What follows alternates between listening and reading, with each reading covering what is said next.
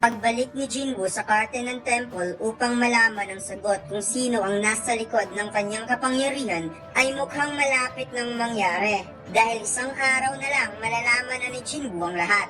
Matapos ang meeting ni Jinwoo at ng chairman, nag-request ang ating bida na i-remove sa kanya ang rule ng number of hunter per dungeon dahil magsasagawa siya ng one-man army attack force. Lumipat ang eksena sa isang babaeng model na pinsan ni Jinwoo na si Soyun. Tinawagan ni Jinwoo ang kanyang pinsan dahil gusto niya itong i-join bilang ikatlong member ng Ajin Guild. Sa halip daw na umarte ito sa publiko bilang ambassador ng guild ng kanyang ama, pipirma lang ito bilang ikatatlong member at pwede na niyang gawin kung anong gusto niya pagkatapos. Wika ng kanyang pinsan na scam daw itong si Jinwoo sa kung sino. Bakit naman siya sasali sa isang guild na hindi pa natatayo? Tumawa lamang si Jinwoo dahil magugulat daw ito kung malalaman niya kung sino ang nag-scam sa kanya. Kinabukasan, nagulat si Jinwoo sa ipinakilala ni Jinwoo sa kanya, isang sikat na celebrity at the same time isang A-rank hunter na si Soyun. Samantalang natulala at hindi makapaniwala si Soyun dahil na-starstruck daw siya kay Song Jinwoo.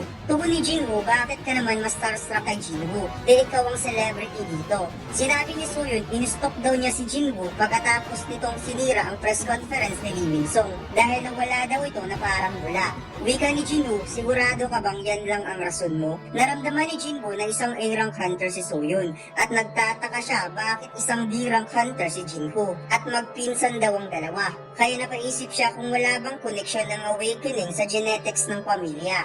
Tinanong ni Jinwoo kung na-explain na ba ni Jinwoo kung bakit siya nandito. Sagot ni Soyun, wala daw problema sa kanya bilang ikatatlong member ng guild. Basta hindi lang si Yoo Jin-sung ang makakatrabaho niya.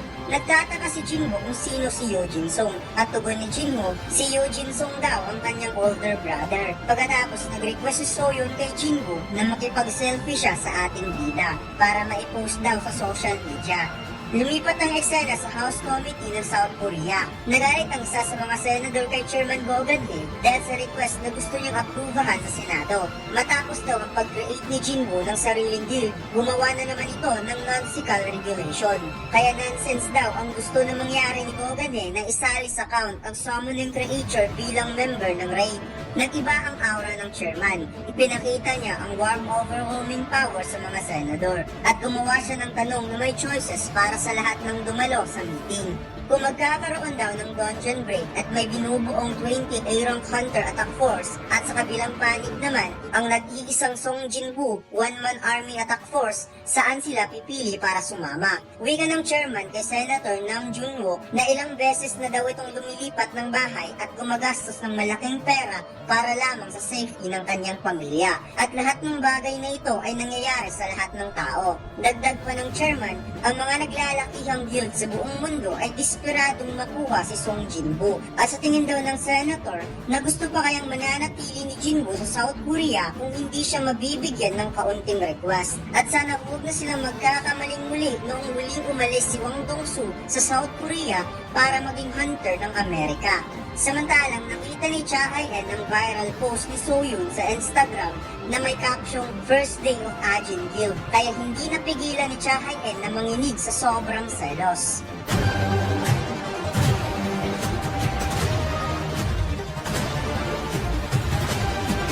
Bukas maglaro ng Man Online Studio 4 Episode 7 at Thousand Feet ay nasa baba. Maraming salamat, mga Lods.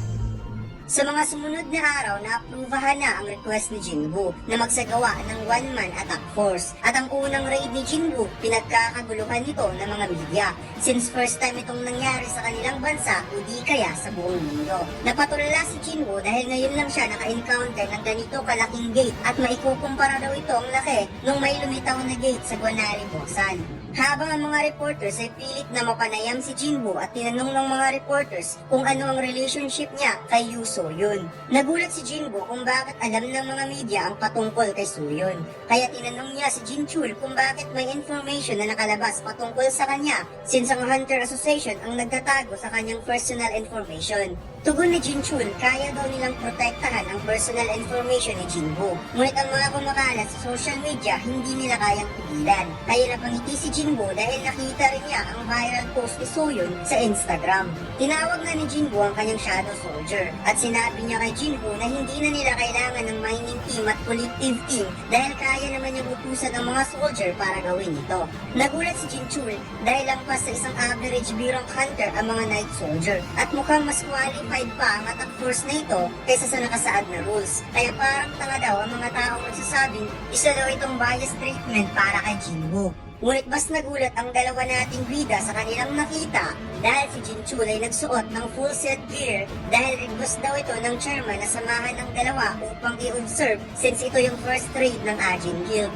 Pagkatapos ng ilang minuto, si Jinchul ay nagulat at mukhang hindi ito makapaniwala sa kanyang nakita dahil walang awang minasakar ng mga shadow soldier ang napakaraming high rank monster na parang ginawang training ground ng raid na ito sa sobrang dali. Pinagpapawisan si Jinchul sa kanyang nasaksihang raid dahil bawat isa sa mga major shadow ni Jinwoo ay sobrang lakas compare sa isang average lang na hunter. At kung iisipin, ang lahat ng mga ito ay tinalo ni Jinwoo. At mas lalo siyang nagulat nung ginamit ni Igris ang lightning longsword ng Demon King towards sa mga monster dahil isang high rank level mage lamang ang kayang gumawa ng ganito kalakas na lightning power. At makikitang in just a single dash tinalo ni Igris ang napakaraming high rank monster at napagtanto niyang kaya niyang talunin ng one-on-one battle ang soldier na ito.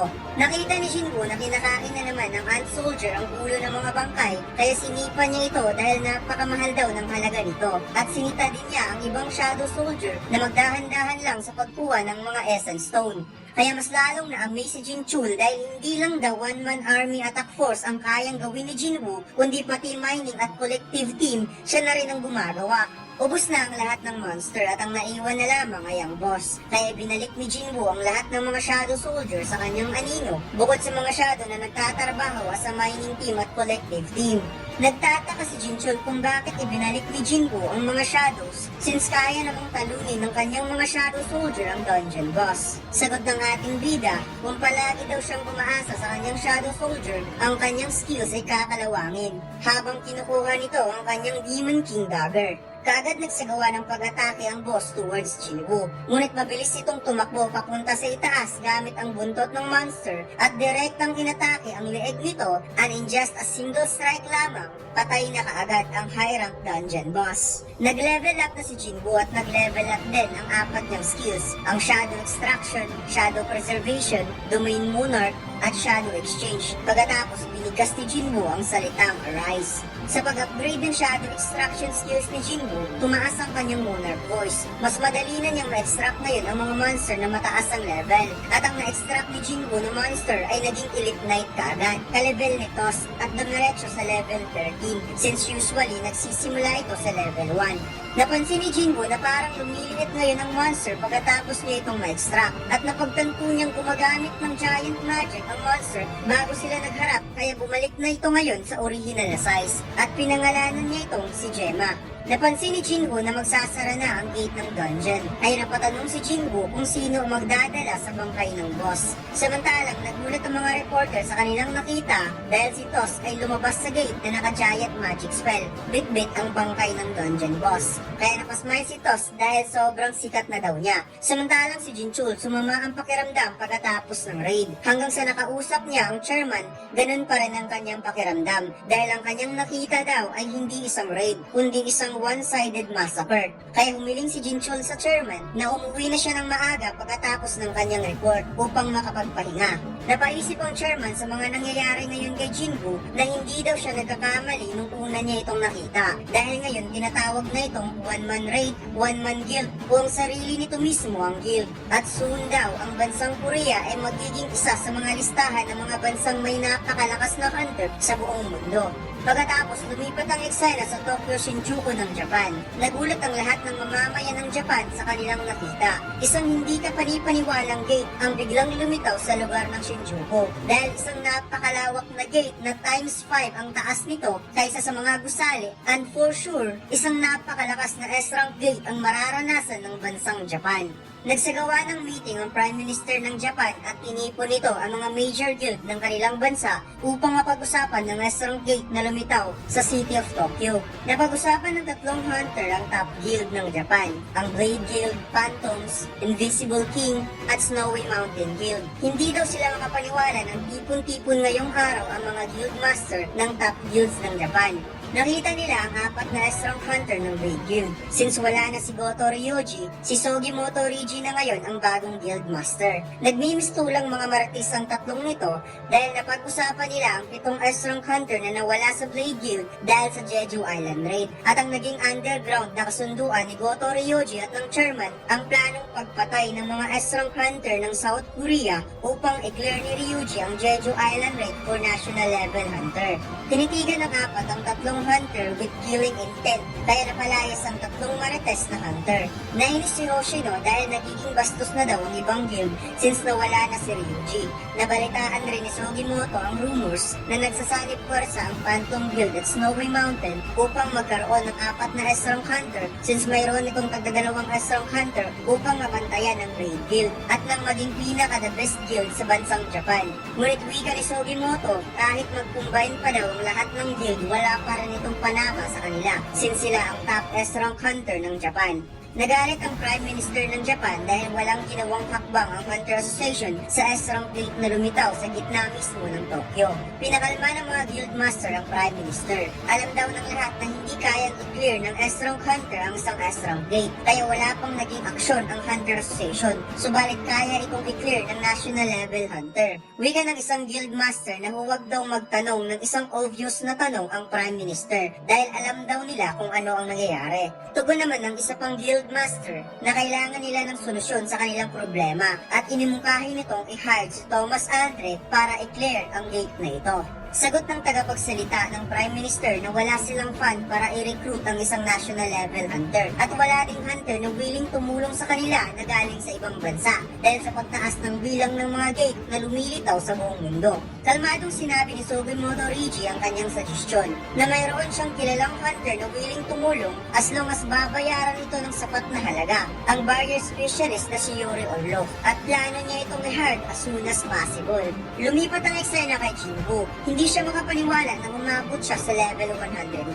Nakuha daw niya ang arte ng Temple Key sa level 100 at nag-level up ang job specification ng kanyang skills sa level 101.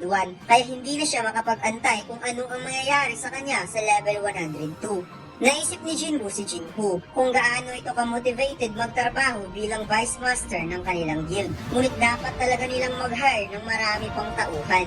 May biglang napansin si Jinwoo. Ito ay si Cha Hae-en na nagulat din sa kanya. Bigla itong lumingon at nag-disguise na parang hindi daw niya nakita si Jinwoo. Ngunit biglang nagdash si Jinwoo sa kanyang tabi at sinabing, "Saan ka pupunta? Anong ginagawa mo dito sa labas ng office ko?" Hindi ka agad nakapagsalita si Cha Hae-en, sa halip nag-sign language lang ito at sinabi niyang naiwan daw niya ang kanyang sasakyan sa parking lot ni Jinwoo. Naisip ni Jinwoo na naiwan pala ni Cha Hae-en ang kanyang sasakyan dahil gumamit sila ng shadow exchange papuntang gymnasium. Seryosong sinabi ni Jinwoo kung mayroong free time si Cha Hae-en ngayon. Samantalang ang babae ay napapikit ang kanyang mga mata dahil nagsiselos ito kay Soyun. Bakit daw ito mayroong picture kasama si Soyun? At bakit daw si Soyun ang hinire ni Jinwoo kaysa sa kanya na mas mataas naman ang kanyang rank compare sa isang A-rank hunter? At naisip din niya na baka nagsimula nang magdi-date si Jinwoo at Soyun. Sinabi ni Cha Hae-en kay Jinwoo na mayroong mensahe si Min Byung-go patungkol sa kanyang kapangyarihan. Pinigilan muna ni Jinwoo si Cha Hae-en na magsalita at doon daw sila sa itaas mag-usap. Nagulat si Cha Hae-en kung bakit walang ibang tao sa kanyang office. Wika ni Jinwoo, nag-day off daw ngayon si Jinwoo. Kaya napadilat ang mata ni Cha Hae-en nang nalaman niyang sila lang dalawa ni Jinwoo sa office. Tinanong ni Jinwoo kung anong mensaheng iniwan ni Min Byung-go sa kanya. Sinabi ni Cha Hae-en na mayroon daw siyang narinig na boses sa araw na yon. At ito daw ay si Min Byung-go na sinasabing mag-iingat daw si Jinwoo sa kanyang kapangyarihan dahil may sinumang gusto siyang hilain sa walang katapusang kadiliman. Malapit na daw siyang mawalan ng kontrol sa kanyang sarili. Ngunit ngayon ang kanyang consciousness at senses ay pinipigilan niyang mananatili. Subalit nararamdaman niyang marirevive siya upang maging unconditional slave para kay Jinwoo. At ang nakakatakot daw nito, wika ni Min Byung-go, masaya daw siyang mapagsilbihan si Jinwoo habang buhay. Samantalang nasa dungeon na si Jinwoo habang iniisip ang mga sinabi ni Cha Hae-in. At totoo daw ang lahat ng sinabi nito, kaya dapat niyang malaman kung saan nanggaling ang kanyang kapangyarihan.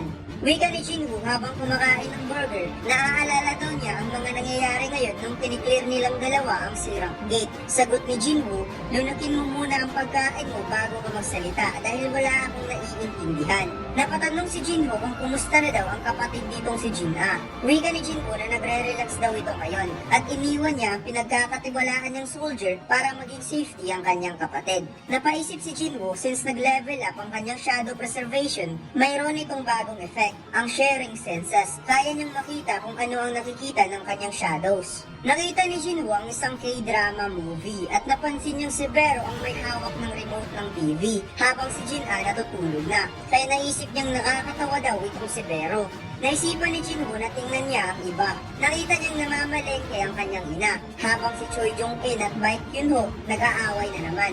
Bigla siyang nagulat sa sunod niyang nakita dahil nakita niya ang isang shower. Pagkatapos nakita niya si Cha Hae-in na nasa bathtub naliligo. Kaya biglang napasigaw si Jinwoo na napasabing no.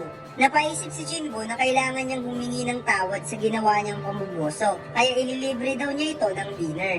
Napatanong si Jinwoo kung may narinig ba siyang bagong balita. Sinabi ni Jinwoo, alam daw niya ang balita patungkol sa Shinjuku at 3 araw na lang magkakaroon na ng dungeon break.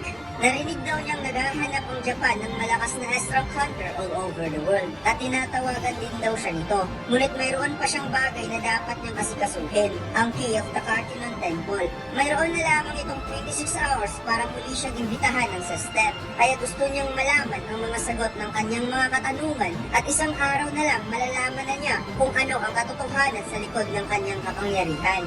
Lumipat ang eksena kung saan pinuntahan ni Sugimoto sa malaking mansyon ni Yuri Orlov, isang Russian strong hunter, ang barrier specialist na kilala bilang the best support type hunter sa buong mundo.